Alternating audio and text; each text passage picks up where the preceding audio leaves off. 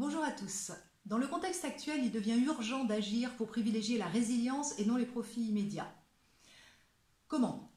D'abord par la réflexion factuelle et chiffrée. Je vous propose en particulier d'écouter Gaël Giraud, expert en finances durables, et Jean-Marc Jancovici, spécialiste de la transition énergétique. Ensuite, comment agir?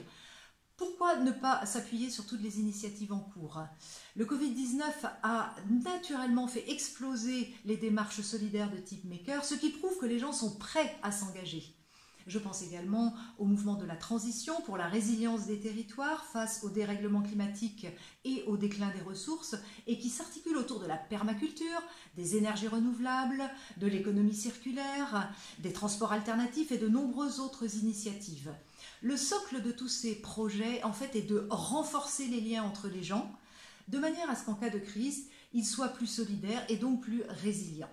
Tous ces projets ont pour l'instant eu un impact limité. En effet, les dégâts que nous infligeons à la planète ne nous ont pas vraiment beaucoup atteints dans les pays industrialisés, du moins jusqu'à ces dernières semaines.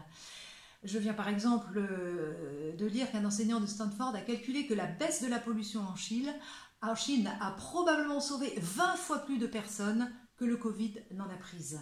Et pourtant, en temps normal, qui se soucie des morts par la pollution dans le monde ?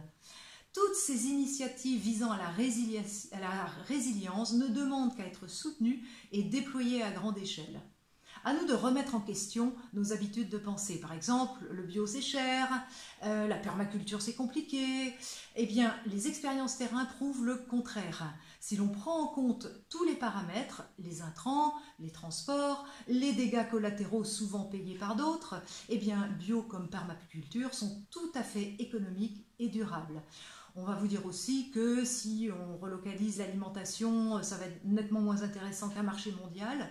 À mon sens, on aura une bien meilleure alimentation parce que moins transformée, moins de transport et des règles alimentaires plus strictes. De plus, notre autonomie alimentaire renforce la sécurité des personnes et des biens. En effet, on sait très bien que la plupart des révolutions et des émeutes ont démarré sur fond de pénurie alimentaire. On pense aussi que c'est bien d'acheter aux pays exportateurs leur monoculture, mais si on décide de limiter notre consommation, par exemple d'huile de palme ou de soja pour nos bovins, on va réduire la déforestation, augmenter la biodiversité, capter plus de carbone, limiter les épidémies et surtout, on va permettre à ces pays de favoriser leur diversité au niveau des cultures et donc de renforcer leur propre autonomie alimentaire.